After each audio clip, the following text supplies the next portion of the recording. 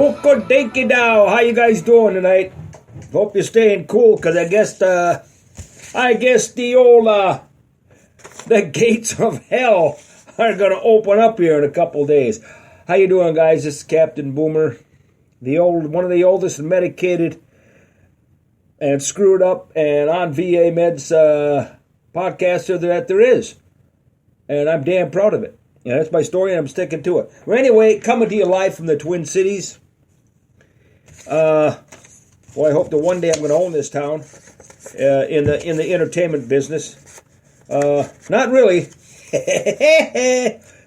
Anyway, tonight's show is called Castrol and Mineral Oil, and the only reason why I'm doing that is because, boy, I'm telling you, I've probably done about 30 shows, 35 shows, but my numbers reflect I've done maybe 5.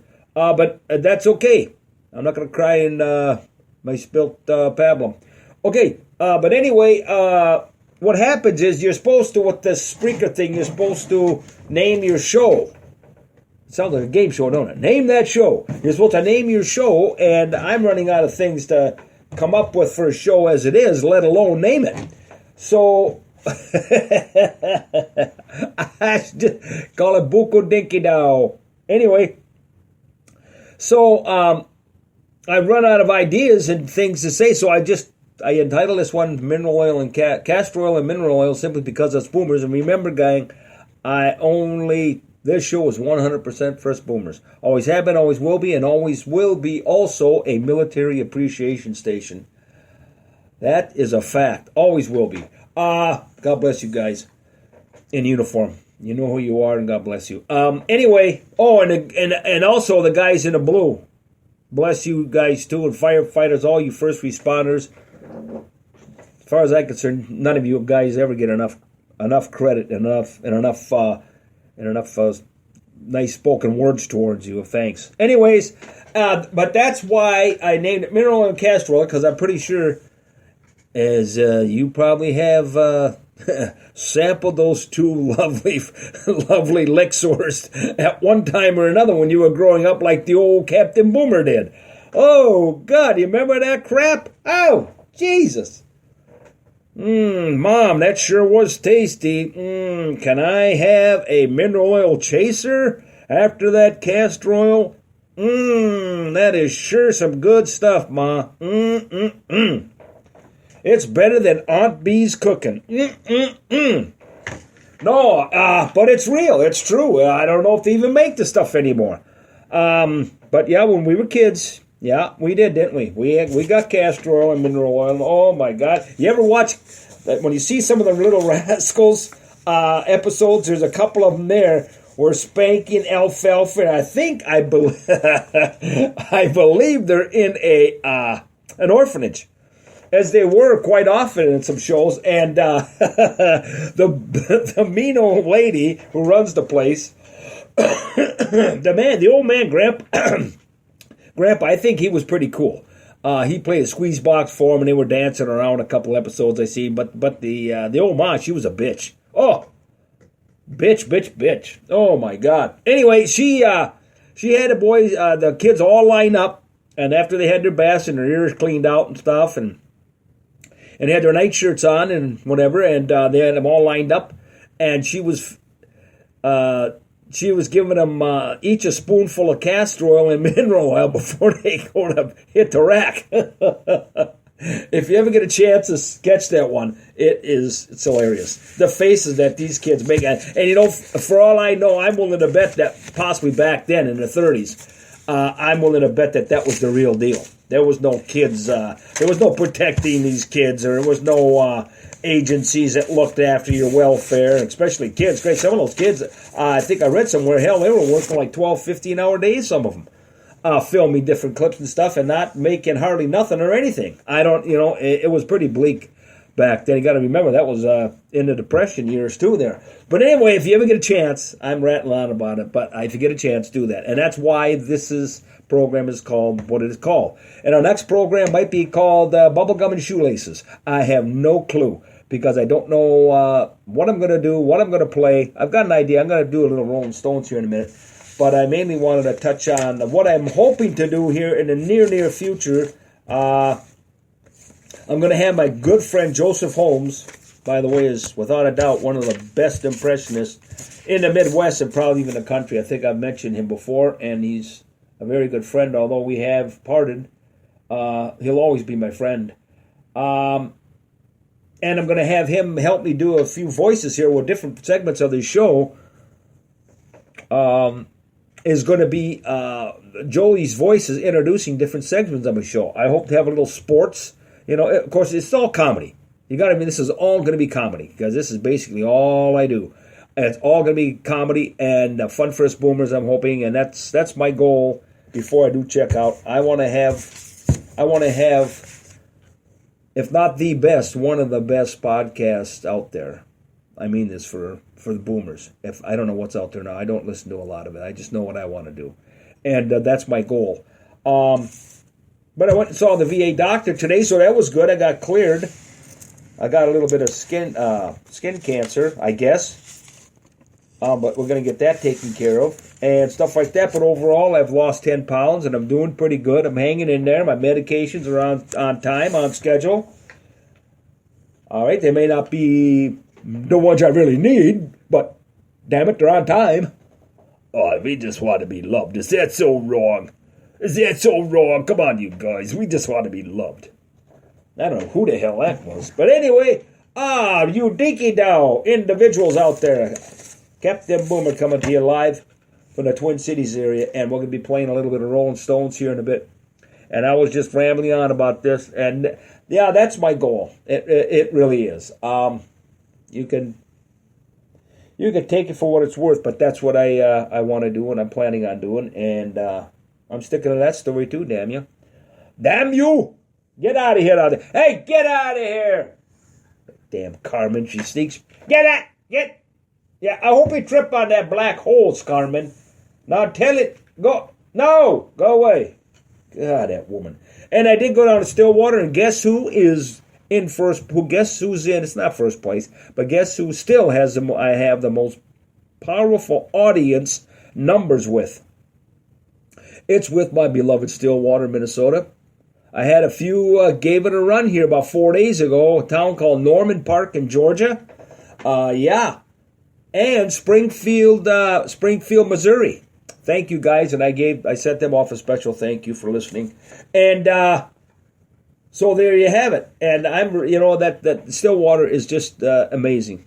Not only is probably one of the most popular. I don't know how many people ever been in Minnesota and whatnot, but those of you who live here full well know that Stillwater is always probably one of the top 10 smaller communities in the country to be on your list to check out for small town atmosphere and everything, because it is a wonderful, wonderful, beautiful little town. And they just got a new bridge in and stuff like that, and they have great activities going on in the summer down in Stillwater. So if you get a chance, visit that lovely town of Stillwater. What a beautiful little town. And but it did have some challenges. It did, and it's good to see that that some people actually are. Other than the Stillwaterites, I'm still trying to figure out. I got some samples of the drinking water, and I brought home and I sent it off to the University of Minnesota. And no, I'm bullshitting. But I'd like to find out what's in their water because they sure do love Captain Boomer. I mean that's great. I get choked up. I think it's marvelous. I just want more. I'm greedy, damn it. I'm greedy. Give me more listeners, please. Anyway, did you guys happen to know it was the 73rd anniversary of D-Day.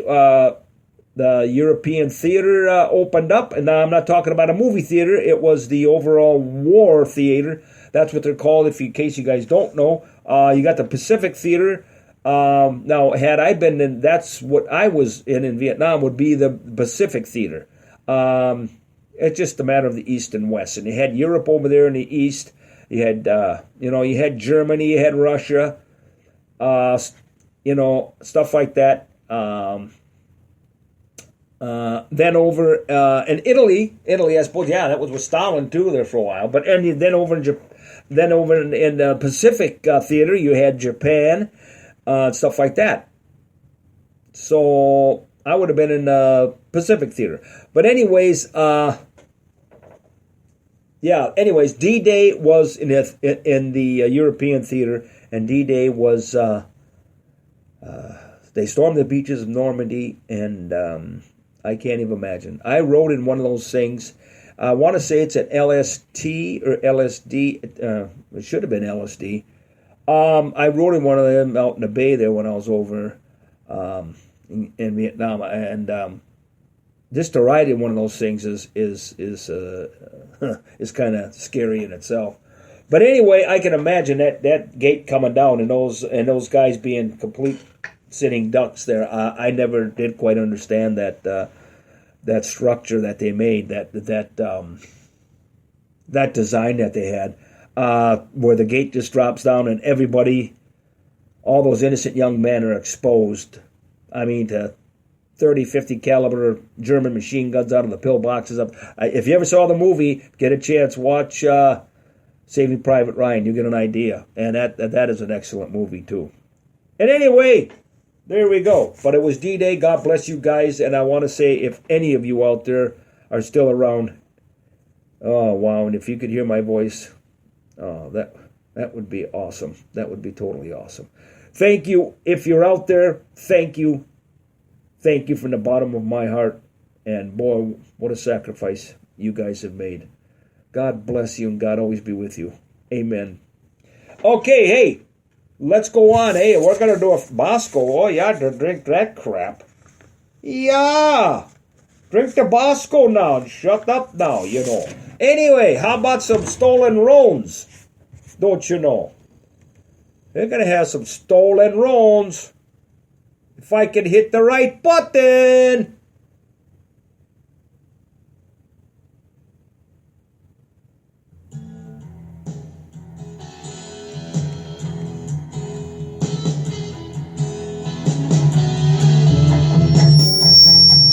Sorry.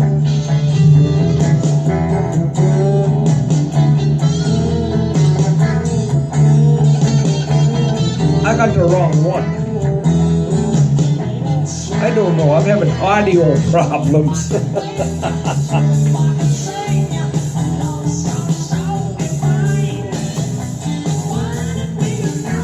I'm having audio problems. Hang on now. We're going to try something different, don't you know? I'm sorry. I want to apologize. Yeah, I really would have liked to have caught that. My beloved Blue Angels, Navy Blue Angels, they were in Duluth just the past weekend. I guess they were in Duluth. Wow, I'd have loved to have seen that. What a show those guys put on. My son went to high school with one of the pilots. He's no longer a pilot because his tour of duty as far as a pilot, I didn't know that, but you could only be a pilot for the Blue Angels, I think, for 2 years, or 3 or 4, probably tops, something like that. And he was expired on his time, so that's why he had to leave the beloved Blue Angels. But, that guy was a pilot, don't you know? But he was way too young to fly my beloved F4 Phantoms, don't you know? I love them. We had them over there, and F4 Phantoms, they are the bestest. Oh, those things are beautiful and fast, and oh my God, can they lay out the lead? Yeah. Well, now wait. Damn it. Anyway, I know I got some of that stuff here.